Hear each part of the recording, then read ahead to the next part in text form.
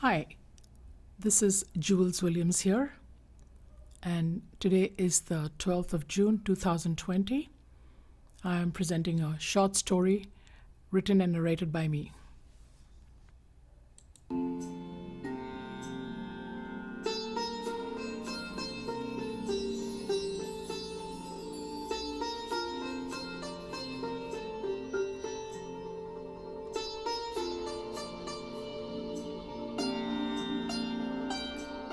The name of the story is Shakuntala.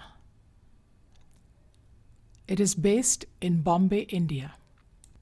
She could hear the raindrops almost as if they were falling on her head. Well, her hair wasn't really getting wet, so the raindrops were falling, but not directly on her head, but just probably a meter or two above her head onto the little shack in which she lived with her mother and brother and her two younger sisters. Shakuntala, the name that was crafted in mythologies, which meant a girl raised by birds in the forest. But Shakuntala didn't know anything about mythologies or where her name came from. All she knew that it was raining and her little hut would soon be really flooded. It was time for her to get up and start to put little rags and corners where the water would be seeping in from the outside. She was about 12, still young and innocent, but somehow young and innocence and poverty and child abuse and child labor cannot find ways to be separated. They seem to somehow go hand in hand. Shakuntala didn't know about these principles or what the world thought about such things or didn't think about it. All she knew that she had to get up now. She threw those old ragged covers off her, the one that her mother had stitched and restitched with old saris and other old pieces of fabric that she would find. Her mother was a good mother. She took care of her children. Shakuntala's father died a few years ago from cirrhosis of the liver.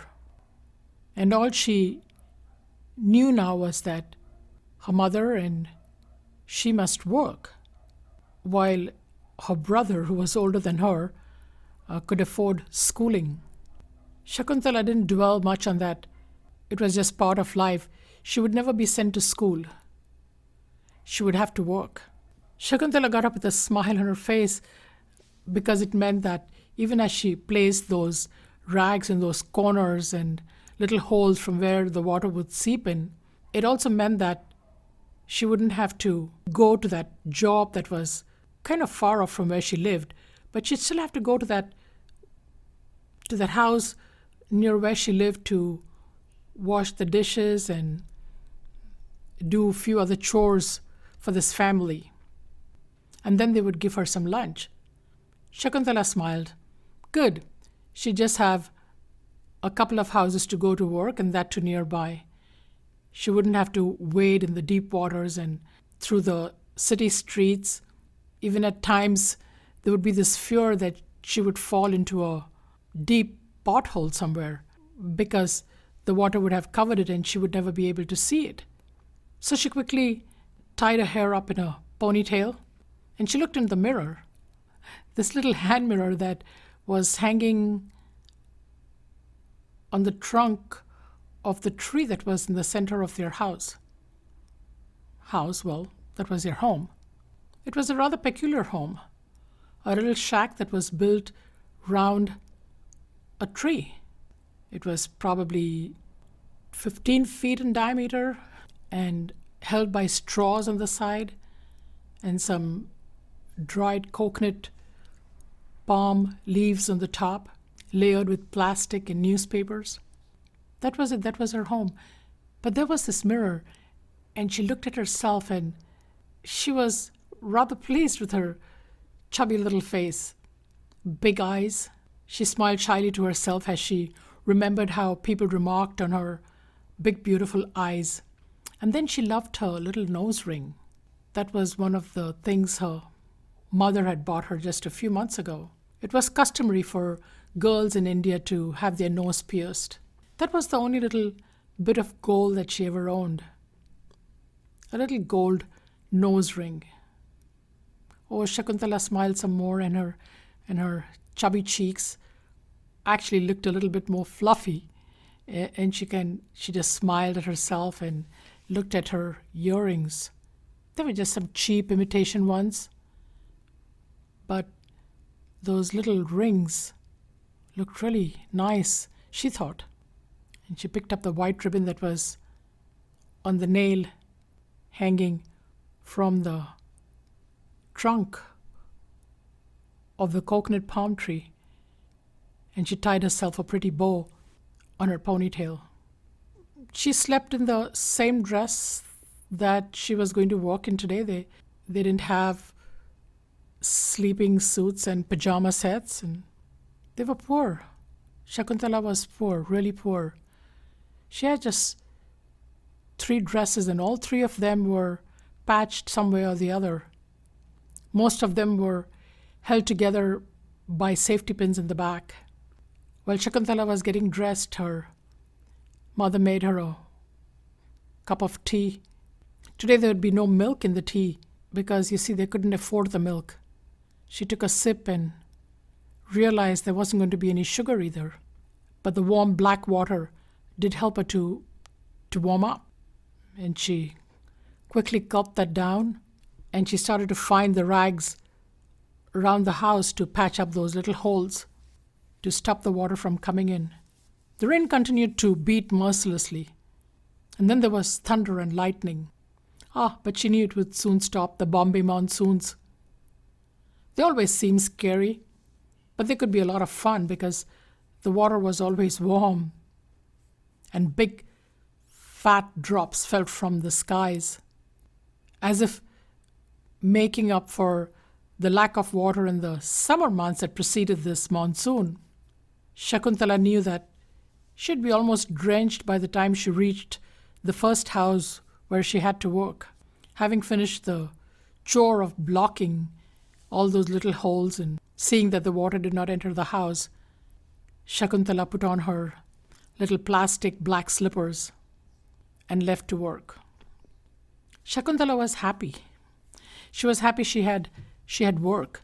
She was happy that she was strong and healthy, and she was happy that her mother was always there to take care of her when she got back home. And she was happy that she had an older brother that went to school. You see, because happiness is a relative term. She was happy. Shakuntala skipped a little and then splashed the water from the puddle right in front of her. Oh, that was fun, she thought. And then she jumped into the next puddle. The compound was strewn with all these puddles, and she was going to have a lot of fun before she reached the first house that she was going to work in. As she walked, the rain came down even harder, and Shakuntala looked up to the skies and closed her eyes and stuck her tongue out and let the rain wash away the taste of the black tea she just had. The rainwater tasted like nectar, sweet. And she stood there a while, arms spread, wide open, eyes closed. Her little green dress that had faded pink flowers on it seemed to just cling more to her tiny body, as if trying to protect her from the rain and from the wind and the thunder. Shakuntala stood there a few minutes, as if taking in every bit of every raindrop that was falling from the heavens. She stood there thinking perhaps this would be the happiest, most joyful moment of her day. There was a huge thunder. It clapped and resounded in the heavens. And Shakuntala jerked back into the reality of a puddle and the job that she had to go do in a few minutes. Shakuntala, she always smiled. She wasn't upset that her moment was shattered. She was happy that she had a moment. Soon Shakuntala would be at the door of this family. That there was this old couple that had 2 daughters, and those daughters had their own children. And Shakuntala's job would be to hand wash all those dirty breakfast dishes. They were rich. This family, they were rich.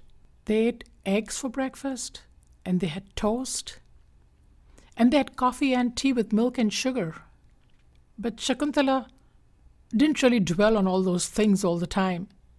She knocked at the door, and the mistress of the house welcomed her in with just a quick smile and pointed her to the bathroom so that she could wash her muddy, dirty feet and go to the dishes in the kitchen. They were well-to-do, but their kitchen was not really well lit. It didn't have many windows, perhaps none. They had the light on, and Shakuntala stood by the sink and, without another word, calmly washed all the dishes and dried them. As she finished that first chore, the lady set forth before Shakuntala a whole pile of green beans that she had to wash and clean and cut. And Shakuntala just loved that job because she loved the smell of these freshly cut green beans. She never had eaten one. They were poor. She didn't know what it tasted like. Her mother simply always made lentils and rice, and then at times they ate the same food the next day. The lentils would get sour due to fermentation that would take place because, of course, they didn't have a refrigerator to put away the old food or the leftovers. And Shakuntala was happy. She was happy cutting those beans because she could smell them. It was as if she could taste them. And she knew this family prepared the beans with coconut, with grated coconut, because when she'd come back the next day, she knew there'd be the dishes to wash. She had learned. She knew what they would eat and what it would look like. But the taste of it? She would never know that. But you see, Shakuntala was happy. She knew when to be happy. She was happy that she could smell these wonderful green beans. After having cut the green beans, she swept and mopped the floor. But it wasn't the sweeping like some people do in other parts of the world. This broom was one where you had to sit down and motion it across the floor to take off every bit of dust and thread or whatever there might be. So you had to sit and sweep, and Shakuntala really didn't like that. But then that was part of her job, and they would pay her at the end of the month for it. So much as she didn't like the job, she knew that that money would help her brother to go to school. And she thought about Gaja, that was his name, Gaja. She thought about her Gajju, as she called him. And with a smile, she swept the floor, room after room. And then she started to mop. Not the way some people mop in the Western world with a mop at the end of a stick. There was this bucket and a mop cloth. Just a cloth, no handle, so you soak the cloth in the warm water in the bucket with a little soap, and then you put the rag on your hand, the mop cloth, and begin to wipe the floor. And every few minutes you dip it back again, and then when you're done with one room, or if the water got too brown, you threw it and got new water. And an hour later, Shakuntala was done. But before she left, this Mem Sahib, madam, the mistress of the house, put the leftovers from yesterday on a plate, some rice, some leftover lentils, just like the type her mother made, but these had tomatoes and onions in it. Oh, and there were a few pieces of cauliflower too. It was delicious, but it was cold because the mistress didn't really heat it. She just gave it to her on a plate. Shakuntala just devoured it. She was hungry by now. And Shakuntala was happy. She was happy that she had this cold food to eat and that would sustain her till her mother made something for dinner. She just gulped it down, washed her hands, washed the dish, and took off like a bullet because she had to go to the next house and do almost the same things there. But at that house, Shakuntala wouldn't get any food because it was past the lunchtime. If she was fortunate enough, maybe a cup of tea with milk and sugar. But that wasn't always the case. Sometimes the people in the house were too busy to give her anything, and the Shakuntala would trudge back home, raining as it was, heavily. It was her opportunity to jump in some more puddles till she got to the next house. And she got there, but there was a lock on the door. Shakuntala pondered for a moment. Oh, and then she remembered they had told her not to come for a week because they were going on a vacation. Shakuntala skipped a little, jumped a little, and off she went, I would say, puddling through the street, puddle here and puddle there, and jumping and dancing in the rain.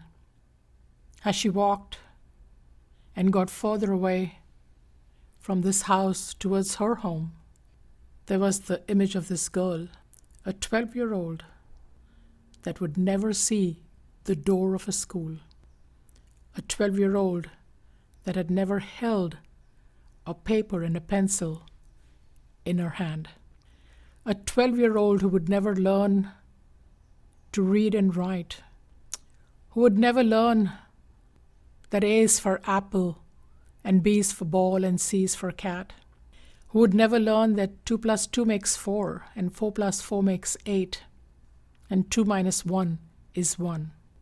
She would never learn that the world is a huge place, that there are galaxies and there are planets. She would never know that she could be educated, but that poverty would not let her be. She would never know that all these people living around her in big homes, in mansions, in condominiums, could have helped her to go to school, could have helped her to be educated, but they would not. She didn't know that people could make a difference in your life by supporting and helping and encouraging you to have a better life simply by learning to read and write. Shakuntala knew only one thing, that she must hurry home, to her home under the coconut palm tree, hurry home and help her mother with the chores, so when tomorrow morning comes, her Gajju could get up and be ready to go for another day in school. This was Shakuntala. This is Shakuntala. How many Shakuntalas are there right now in the world? She could have a different name. It could be Amira. It could be Lucy. It could be Anita. It could be Nafisa. Just about any name. But Shakuntala is the reality of many a girls under the open heavens, where when it rains, the only thing that they know is that there are puddles that they can jump from, that there are puddles that make life worth living, that there are puddles that bring hope in their little world. Shakuntala.